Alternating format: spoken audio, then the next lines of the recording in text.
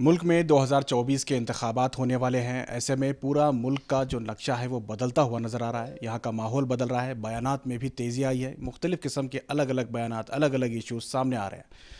موجودہ حالات پر، ملک کے حالات پر بات کرنے کے لیے ملک کے معروف عالم دین، مشہور عالم دین، جن کی بات تمام لوگ سنتے ہیں، جو بے باکی سے بات کرتے ہیں، مولانا سلمان ندوی صاحب اس وقت ہمارے ساتھ موجود ہیں.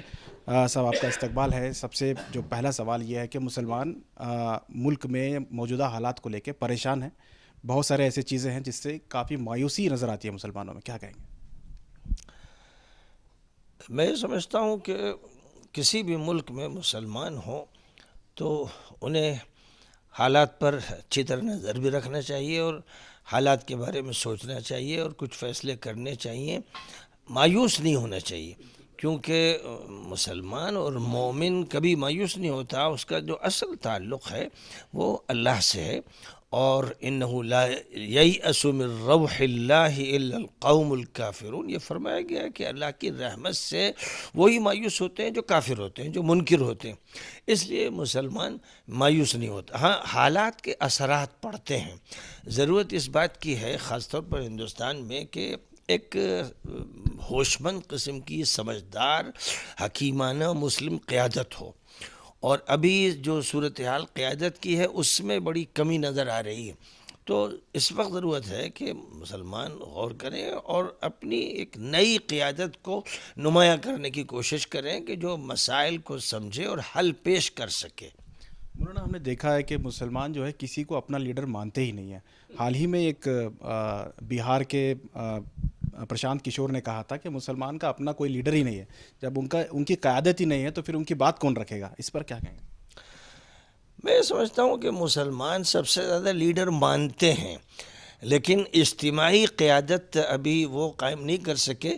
ان کی لیڈرشپ آپ اس طرح دیکھیے کہ ہر محلے میں ایک مسجد جو ہوتی ہے اس میں کوئی نہ کوئی امام ہوتا ہے. یہ بات آپ کو کسی اور قوم میں نظر نہیں آئے گی کہ اللہ کی عبادت بھی کریں تو کسی کو امام مقرر کر کے کریں اور اس کی ایسی تابع داری کرتے ہیں کہ وہ اللہ اکبر کہتا ہے سب اللہ اکبر کہتے ہیں، وہ رکوع میں جاتا ہے سب رکوع میں جاتے ہیں، وہ سجدہ کرتا ہے سب کرتے ہیں. تو اس کا مطلب یہ ہوا کہ سب سے زیادہ مسلمانوں کے اندر قیادت کا احساس ہے اور یہ کہ ہمارا کوئی امام ہونا چاہیے.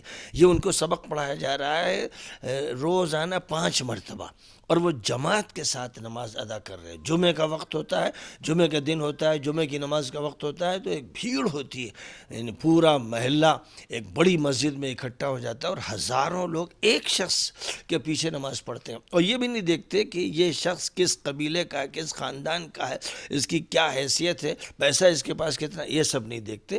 جس کو بھی مل کے طے کر لیا گیا کہ یہ امام ہے تو اس کا اتباع کرتے ہیں، اس کی اطاعت کرتے ہیں. تو معلوم یہ ہوا کہ مسلمانوں میں جو صفت ہے اپنی قیادت کی، اطاعت کی، وہ بہت زبردست ہے اور اس کا دین سے رابطہ ہے.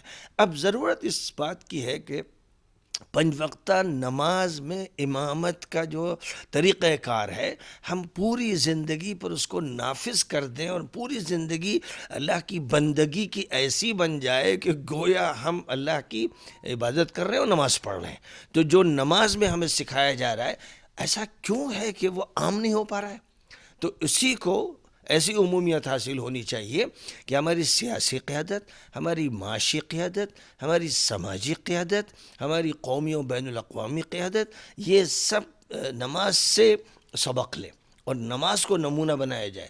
دیکھیے حضرت ابوبکر صدیق رضی اللہ تعالیٰ عنہ کو جب خلیفہ مقرر کیا گیا تو مسلمانوں نے ایک بات کہی تھی ان کی فضیلت کے سلسلے میں کہ رضیہ رسول اللہ صلی اللہ علیہ وسلم لدیننا افلا نرضاہ لدنیانا، کہ ہمارے نبی صلی اللہ علیہ وسلم نے ہمارے دین کے لیے ان کا انتخاب کیا، ان کو پسند کیا، یعنی نمازوں کا امام بنایا اپنی بیماری کے زمانے میں.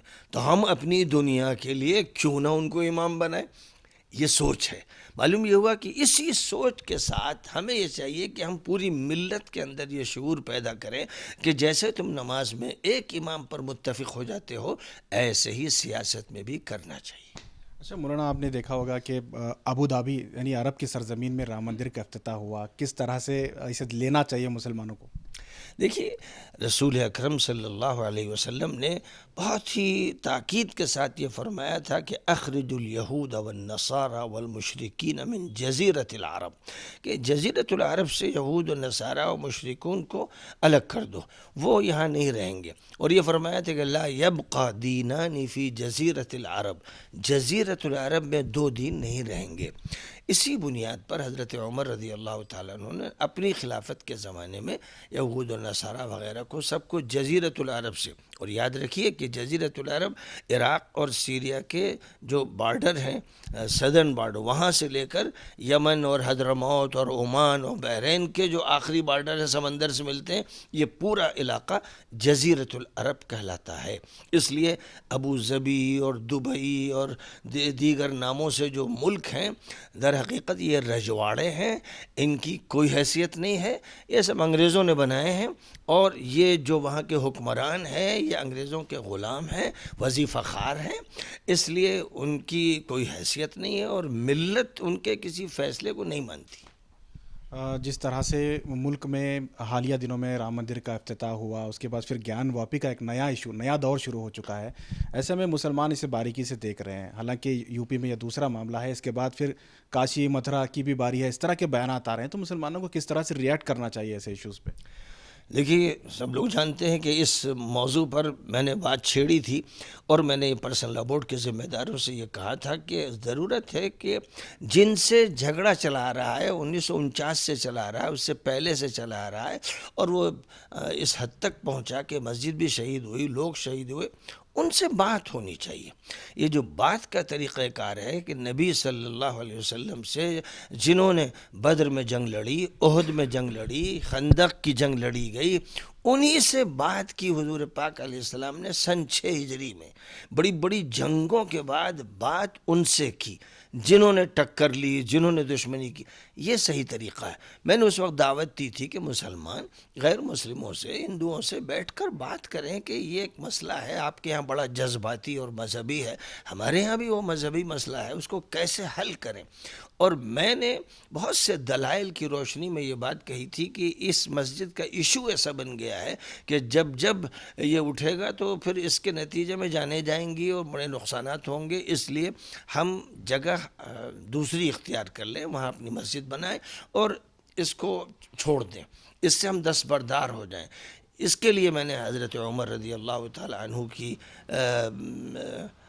کے فیصلوں کے حوالے دیے، اور فقہ حنبلی کا حوالہ دیا، اور فقہ حنفی کا حوالہ دیا، بڑی تفصیل کے ساتھ یہ سب باتیں ہوئیں، لیکن میری بات کو نہیں مانا گیا، اور یہ کہا گیا کہ ہم بات نہیں کریں گے، سپریم کورٹ کا جو فیصلہ آئے گا وہ ہمیں منظور ہوگا۔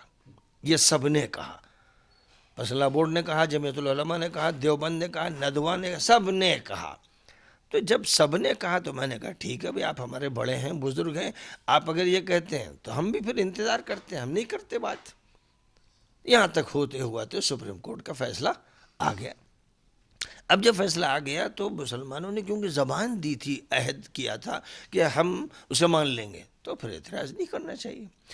اگر وہ پہلے وہ والا فارمولہ اختیار کر لیتے کہ مل بیٹھیں گے، باتیں کریں گے، تو اس میں یہ بات طے تھی، آئندہ کسی مسجد کو نہیں چھیڑا جائے گا، کسی خانقاہ کو نہیں، کسی درگاہ کو نہیں، کسی مدرسے کو نہیں، یہ معاہدہ ہونا تھا، اور جنہوں نے وہ مسجد توڑی ان کو سزا دی جائے گی، مسجد کی جو زمین ہے وہ سب حوالے کی جائے گی، اور ایک مسجد بنے گی۔ یہ باتیں اگر طے ہو جاتی، پارلیمنٹ کے ذریعے طے ہو جاتی اور سپریم کورٹ کے ذریعے طے ہو جاتی، تو اس معاہدے کا پاس و لحاظ کرنا پڑتا۔ لیکن جب ہم نے یہ نہیں کیا اور یہ کہا کہ بھئی سپریم کورٹ یا کورٹ کا فیصلہ، تو اب جو فیصلے ہو رہے ہیں گیان واپی کا کورٹ ہی تو فیصلہ کر رہا ہے، اور کورٹ کے بارے میں بڑے بڑوں نے اعتماد کا اظہار کیا۔ ہمارے مولانا ارشد صاحب دامت برکاتہم نے کہا کہ بھائی کورٹ کا فیصلہ ہم مانیں گے، اور یہی پرسنل بورڈ نے کہا۔ تو جب آپ کورٹ کو مان رہے ہیں کہ یہاں سے ہمیں انصاف ملتا ہے اور یہیں سے ہم کو امید ہے، تو پھر چاہے گیان واپی کا مسئلہ ہو، متھرا کا مسئلہ ہو، کہیں کا بھی مسئلہ ہو، آپ اسے کورٹ میں لے جائیے، یہی راستہ ہے آپ کے لیے۔ اور اگر آپ کا مشورہ مانتے تو زیادہ بہتر ہوتا، لیکن ابھی آپ کا مشورہ کیا ہے موجودہ حالات پر؟ نہیں، اب موجودہ حالات میں پھر میں یہ کہتا ہوں کہ مل کر بیٹھنا چاہیے، بات کرنا چاہیے کہ مستقبل بہت لمبا ہے، وہ چند دنوں کا نہیں ہے، اور الیکشن سامنے آ رہے ہیں۔ ہیں جو بہت بڑے فیصلہ کن الیکشن ہیں، تو اس کے سلسلے میں بھی اور اسی طرح کے یہ مسائل جو ہیں ان کے بارے میں ہمیں بات کرنا چاہیے موجودہ قیادت سے. ہمیں یہ نہیں دیکھنا چاہیے کہ یہ بی جے پی ہے اور یہ کانگریس ہے اور یہ فلاں، ان ناموں کے چکر میں نہ رہتے ہوئے یہ دیکھنا چاہیے کہ جس کے ہاتھ میں ابھی انتظامات ہیں اور اس کے بعد حکومت ہے، اس سے بات کی جائے کہ ملک میں امن چاہیے، شانتی چاہیے، محبت چاہیے. آپ بھی یہ کہتے ہیں، جو بڑے لیڈر ہیں وہ یہ کہتے ہیں، تو جو بات کہتے ہیں آپ اسی کو ایکشن میں لانا ہے اور مل کر بیٹھنا ہے. لیکن سیاسی مفاد اس میں چھپا ہوا ہے، تو کیسے ہندو مسلمان کی بات ہوتی تو الگ بات تھی، لیکن اس میں پوری طرح سے سیاسی ایک مفاد ہے، تو کیسے بات چیت ہوگی؟ سیاسی مفادات جو ہیں وہ اسی شکل میں زیادہ بہتر طریقے پر محفوظ رہیں گے. سیاست اگر جھگڑے کی ہوتی ہے تو کسی کے لیے امن نہیں ہوتا ہے. اس لیے میں سمجھتا ہوں کہ یہ جو سیاست ہے یہ بھی مستحکم ہوگی اس وقت ہوگی جب ہم بات چیت کریں گے اور ایک پیغام محبت کا دیا جائے گا، تعلق کا دیا جائے گا کہ ہندو مسلم کوئی لڑائی نہیں. جب ہندو مسلم لڑائی ختم ہو جائے گی، سناتن دھرم اور اسلام میں اتفاق اس معنی میں ہو جائے گا کہ ایک ایشور ہے، ایک اللہ ہے، اس نے پروفٹس بھیجے اور آخری پروفٹ محمد صلی اللہ علیہ وسلم ہے. یہ بات اگر ہوتی رہے گی تو ماحول بدلے گا. آخری سوال مولانا، یہ یو سی سی جو اتراکھنڈ میں لایا گیا ہے، جس طرح سے پورے ملک کے مسلمان اس سے پریشان ہیں کہ یو سی سی کیا پورے ملک میں لاگو ہوگا، اگر ہوگا تو کس طرح سے ہمیں جواب دینا ہوگا؟ جس وقت یو سی سی کی بات چلی اس وقت میں نے ایک بیان دیا تھا کہ ہماری لڑائی یو سی سی سے نہیں ہے، ہمارا پوری شریعت کا ہے. ہم پرسنل لا کو نہیں مانتے، کیونکہ پرسنل لا انگریزوں کا دیا ہوا لفظ ہے اور اسلام کا ایک چتھڑا ہے، اس سے زیادہ اس کی کوئی حیثیت نہیں. فیملی لاز جو ہیں ان کو پرسنل لا کا نام دے دیا گیا. قرآن ظاہر ہے کہ اس سے بہت وسیع ہے، تو ایک چھوٹے سے ٹکڑے پر آپ نے اکتفا کر لیا، یہ صحیح نہیں. پوری شریعت کی بات ہو، لیکن کس طرح بات ہوگی؟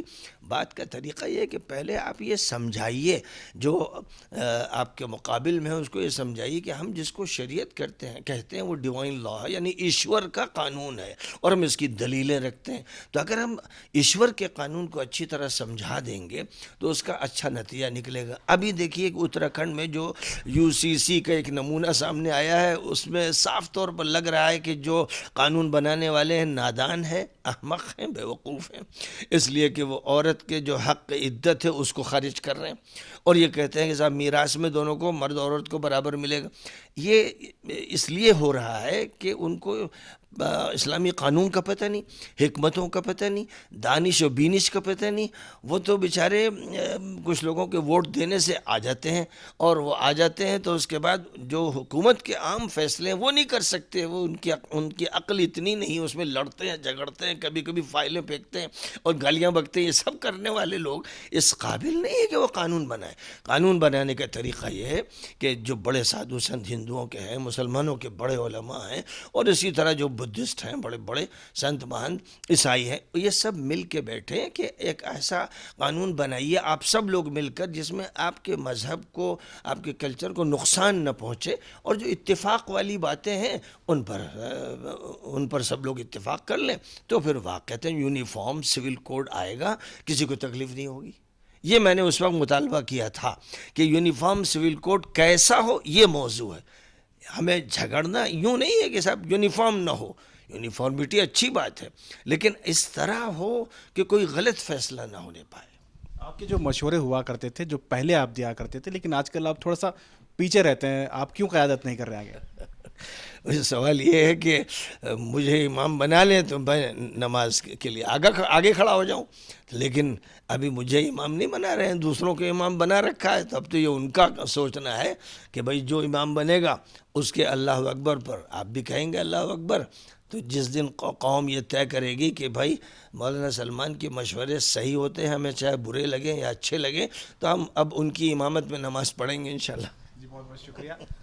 یہ تھے مولانا سلمان ندوی صاحب، جو بے باکی کے ساتھ تمام سوالات کے جوابات دیے اور ہمیشہ وہ اپنی بے باکی کے لیے جانے جاتے ہیں. کیمرہ پرسن سمیر کے ساتھ شاہد قاضی، بنگلورو.